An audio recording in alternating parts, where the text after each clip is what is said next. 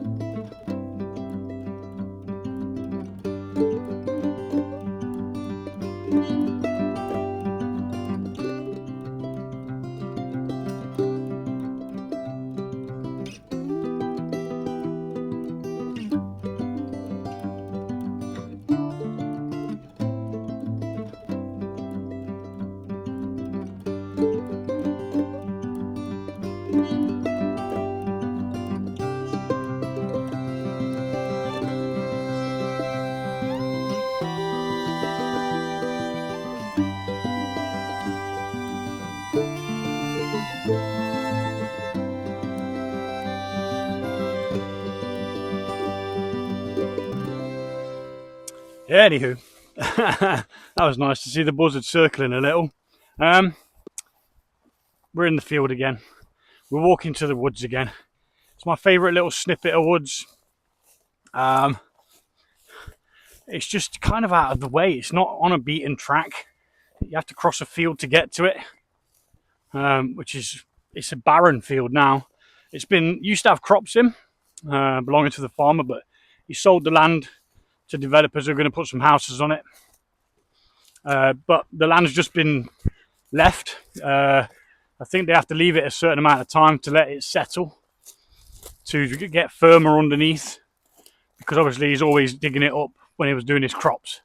So I'm sure it needs a certain amount of time to settle. But anyway, we're going to get in here and we're going to see whether my table's still standing. It was last time, so hopefully it is this time. Right then, let's get in here. We'll probably get snagged on something. Usually do. Oh.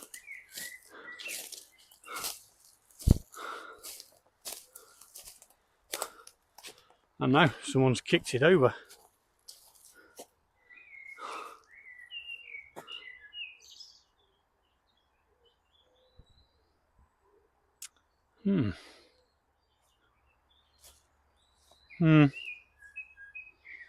What would you gain from it, you know? I've left some rubbish here as well.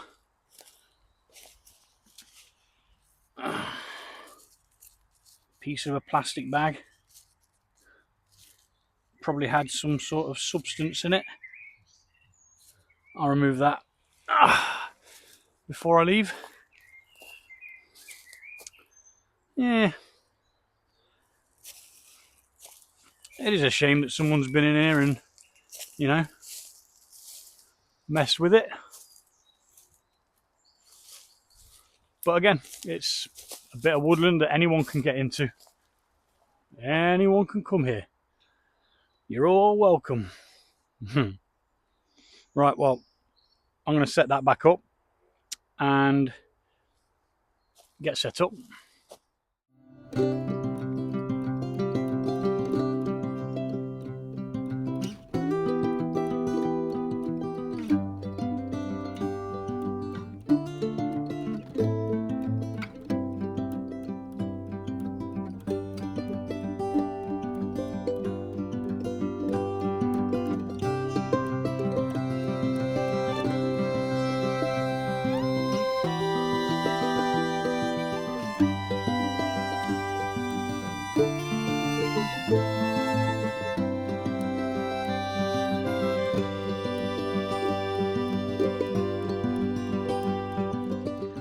Okay, so I've added an extra slab to the table, just bringing it up a little bit more, meaning I'm not leaning down as much. When I use the red table, it's I find myself leaning in quite a bit. But anyway, we've got a bit of prep to do, so I'm going to be doing the prep for you guys. You get the prep in this part of the video, because I'll be going live to do the actual cooking, but not all of it. I'm going to get the rice pretty much cooked before I start, because brown rice takes that a little bit longer to cook, but it's worth it. I think I prefer brown rice. It is my preference. You can use whatever bloody rice you like. You can use rainbow rice if you've got some. It does not matter. You do you. So, I got some fresh coriander, which I snipped off the coriander plant today. And we're going to be chopping this up. I'm going to use some in the meal, and I'm going to be using some for garnish. Now, the original, like I said, I'm going to deviate slightly, but the original was just bit for garnish, and then some dried coriander powder. Now, I'm not sure what that is, the coriander powder. I think it's the seeds, isn't it? Crushed. So obviously this is going to give it a bit more of a different taste. Are you supposed to use the stalks?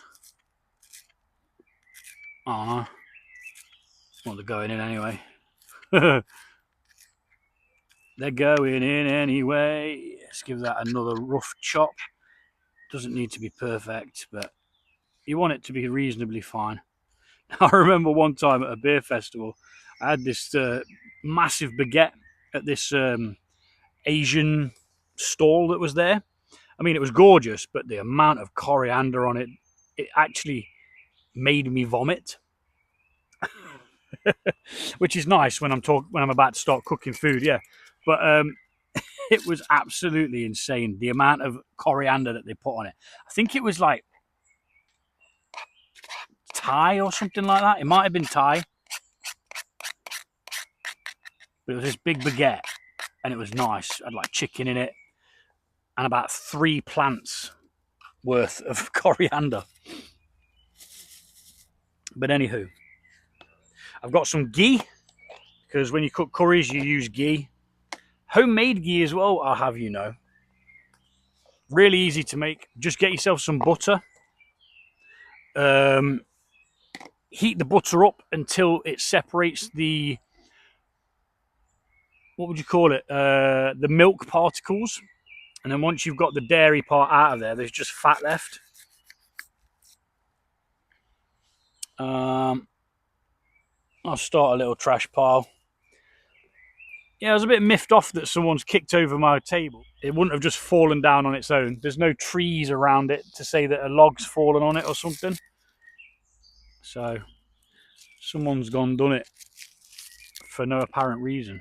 But, you know, it's all right. I've upgraded it. It's better now. They did me a favour. Think of it like that. Yeah. So, 1 onion. I'm not going to bore you with the chopping of this. I'll speed it up. And I'll bring you back shortly.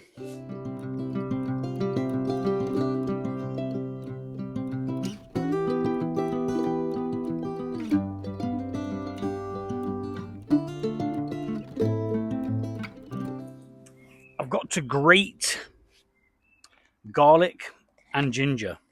Please, if you're going to use one of these, please be very careful. Last time I used a flipping potato peeler, I took a slice out of the tip of my thumb. Very, very small. It took a while to heal. The nail's not fully grown back yet, but it's almost there. So you got to be really careful with these kind of tools, man. They are razor sharp, and they don't care about your flesh.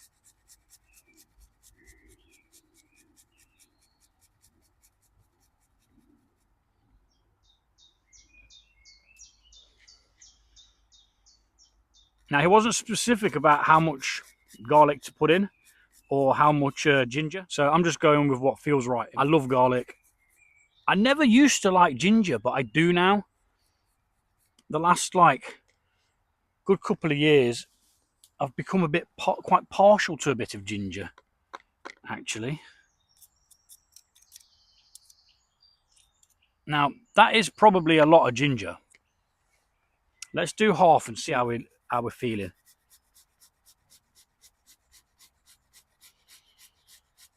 Because you can always take it home, you know. You want about equal parts, kind of, ginger. That's what it looked like he did, anyway. Hilltop Recipes. I think that's about right. We don't want to overdo it. So I will take that little bit of ginger home with me. No injuries. Yay! But that's going straight back on because this thing is sharp, man. I remember the first time I used it, I caught my end of my thumb or a finger or something. It wasn't pleasant, to say the least. So that's that done. We've got the onion. That's all the chopping done, I believe. Let's open a beer. That's what I haven't done yet. Now, earlier on, I heard a thud over there, and it sounded like someone had fallen out of a tree or something when I was setting up, but then I didn't hear anything else after that. So, you know, it was a bit peculiar. But, you know, I don't really give a shit. If there's someone else in here, there's someone else in here. I shall ask them if they want some flipping red lentil curry when it's ready. Because I'm just like that, you know. Today I'm drinking cheap beer. Now, it's cheap, but it's bloody gorgeous. This is Newcastle Brown. We call it Nuki Brown. And it's literally just a brown ale. It's an iconic brown ale, though. If you haven't tried it, I recommend it. Highly recommend it. So we don't need that anymore. That's my empty tub. That's the ghee. Now I wrap these in bags because the tins didn't have the ring pull on it because I'm a cheapskate and I buy the cheap ones. So I had to remove remove it from the tin before I brought it out. Otherwise, I'd then have to carry a tin opener as well. And this bag was bloody heavy today. Even though I wasn't carrying a table, I've got, what is it, 2 litres of water with me, as well as all the ingredients. You know, the tin of chopped tomatoes, tin of that, and all my little herbs and spices. We've got some hot curry powder. We've got some garam masala. We've got some chipotle flakes. He just used normal red chili flakes. I'm using chipotle. I want that little bit of a smokiness in this. He used 1 teaspoon. I'm probably just going to put all of that in because I'm not scared of a bit of spice. Again, we're going to use a bit of coriander in towards the end, and then we're going to put a bit on the top as well. Okay, so I filled up the burner of the stove, and we shall get the rice water going. Did I just catch myself with that? I think I did. I'm a liability, guys.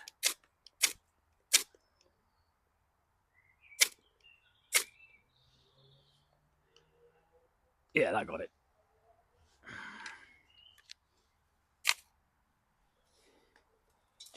Oh, shit.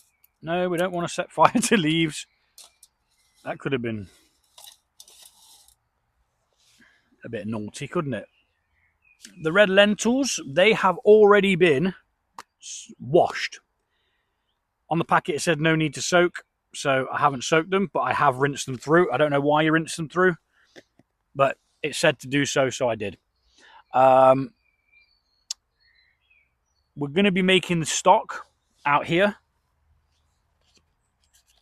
with the bones of all the creatures in this wood. No, we're going to be using a stock cube. Wouldn't harm a creature of the wilderness unless it was trying to harm me. So the other week when I was using cooking the pizza swirls, this happened to the bottom of my pan whilst using the gas. Now, it's not going to affect the use of it or anything like that, but it just doesn't look very nice, does it? Now, is that because there was no liquid in the pan? Is that why it's done that? If you know, please let me know. So, where's the markings on this? Is this the one that's got the markings on? No. Why does my T25 not have any markings on?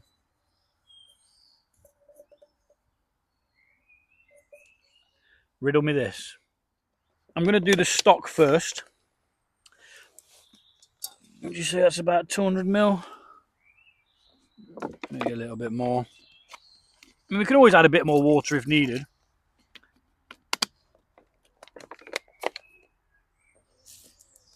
But we're going to bring that to the boil.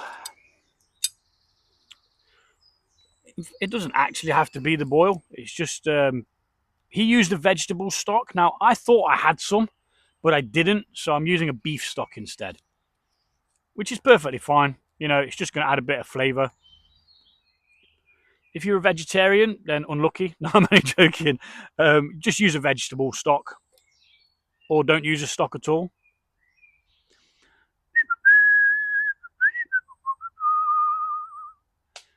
I've never actually got acquainted with the robins in here. Now, in the other woodland, they tend to come over quite a lot. Now, I have brought salt, but these stock cubes are quite high in salt, so I won't be adding any salt to this. This is going to take forever to heat up, so I'll bring you guys back once we've finished making this stock, because you don't need to see me dissolve a flipping stock cube in some water, do you? Okay, the stock is now bubbling away. I'm going to put it on my little resty thing, so we're not harming any of the bugs that live in the undergrowth. Now, I hope you've all seen David Attenborough's Life in the Undergrowth. If not, then me and you are going to be having words, because it was an amazing program with Sir David Attenborough. It was just fantastic. Right, so I need some water here for the rice.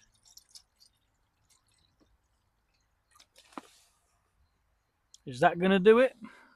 Let's do a bit more. Just because. I am going to put a bit of salt in the rice, actually. As one always does. You don't want bland rice. And that's got a stick in it now. Or a leaf, sorry. Unbelievable. Yeah, I said it. This water's going to come up to the boil. We're going to slap our rice in there. Once the rice is pretty much cooked, I'm going to start the live. And we'll get the sauce sorted. Now, I'm thinking I should have bought some paprika.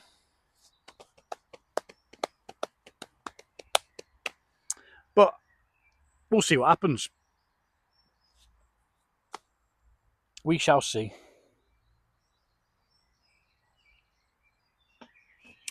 I'm going to put that over that to stop any nasties getting in there. And I'll do the same with that onion.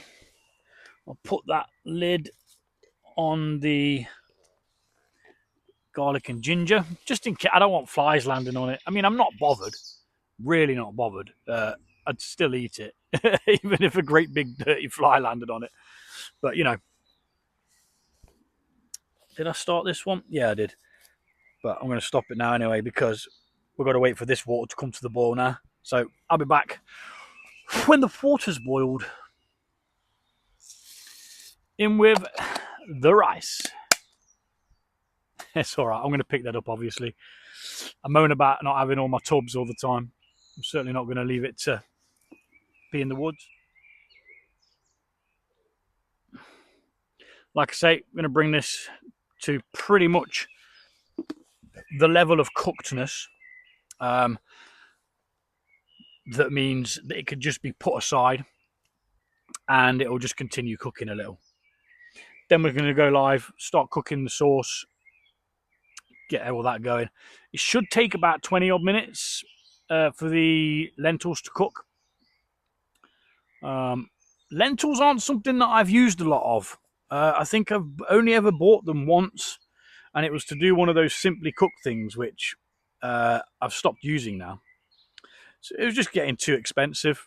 You know, I can make these things myself. But yeah, you can find the recipes on the internet, put it together yourself. It's just saves a fortune instead of having the ready-made pastes. I mean, it's good to get the ideas of new foods and stuff. Like the jambalaya, that was gorgeous.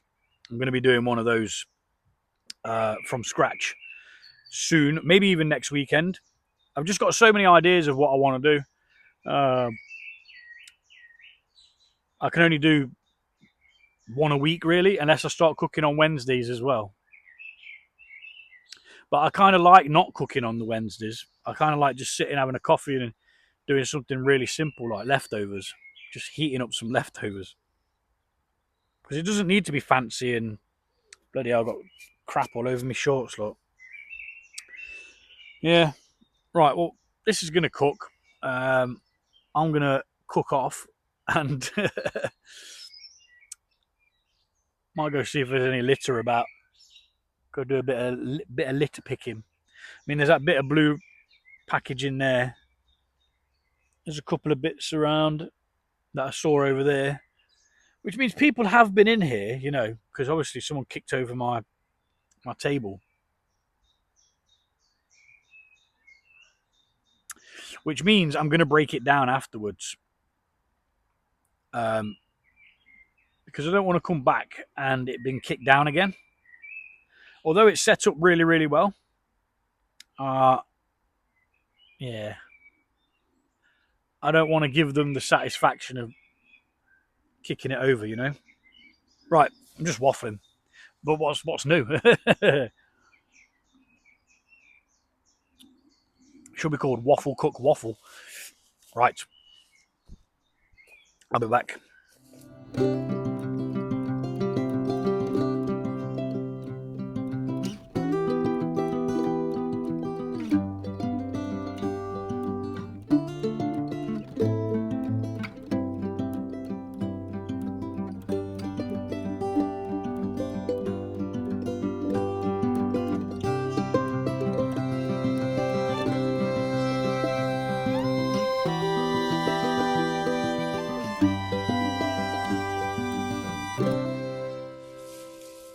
So a quick litter pick around an area that I have picked 5 times now, and I'm still seeing bits that I didn't even know that were there, and it's all ancient stuff. That's not recent. That's been here a very long time. You know, a lot of it. Some of the twine that the person that was here before was using to attach a tarp. Generally looked like someone was living in here. But yeah, it just seems that as the winter leaves rot, it shows more of the litter that's still here, which is interesting. Now, I've just spotted another bit that I didn't see while I was over there a minute ago. I don't know whether I'll be able to get to it because it's quite far underneath a bush. Anyway. Right, so yeah, I'm going to just sit and chill for a minute or two, let the rice finish cooking, then we go live.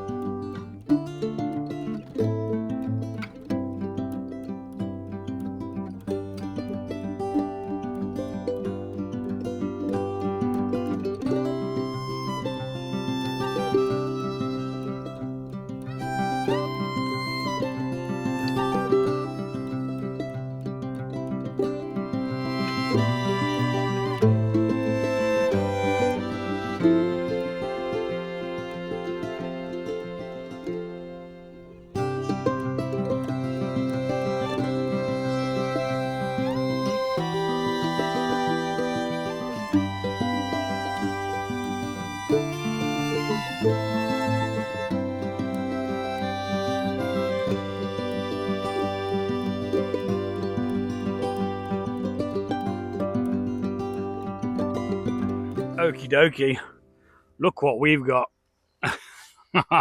It took a while, but we bloody well got there, and we've got this lovely plate of curry now. Vegetarian. Let me just have a quick think about the ingredients. It's not vegan because it's got ghee, it used ghee, but you could use vegetable oil.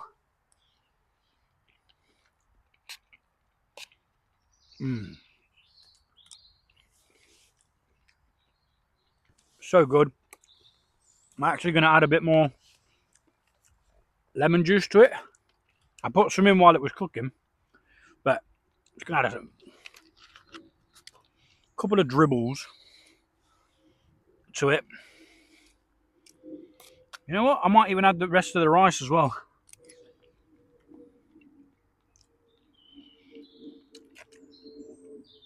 And there's plenty left. This would be really good on a jacket potato for leftovers.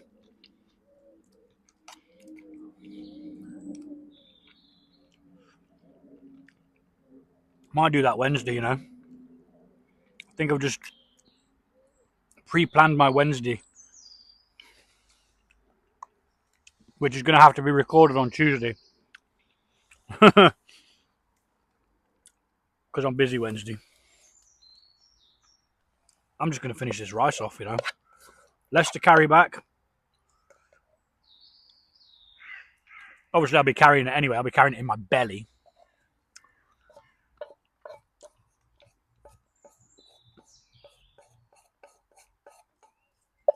Wow. That is fantastic. Obviously, mine's a little bit different to the Hilltop Recipes thing, but he inspired this. So I take my flipping hat off to you, buddy, if you are watching this. That is fantastic, mate. I had a bit more spice than him, but still. I thought I'd need paprika, but no, there is no need for the paprika. I did forget to put in the garlic and the ginger, but I figured that out after. I fried it off in one of the saucepans and then added it to it. It's fine. I just really wish I had a bit of naan bread, because that would have just sealed the deal. I'm going to learn how to make naan bread, and the next time I do a curry, I'm going to make my own naan bread. Yep.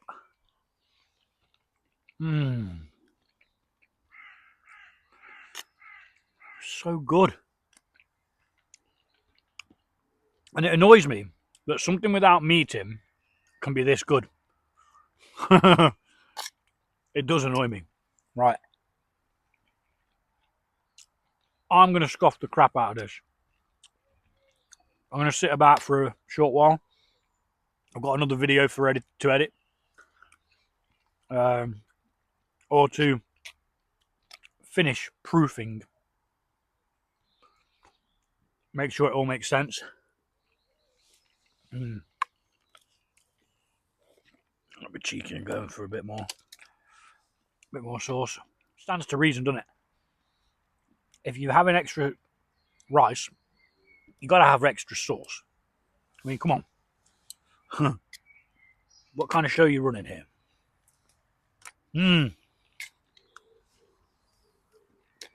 Right.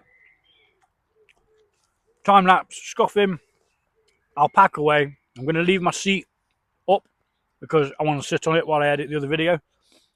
That's it from me. Amazing. Compliments to the chef. Compliments to the recipe maker. And I'm out of here. Catch you later.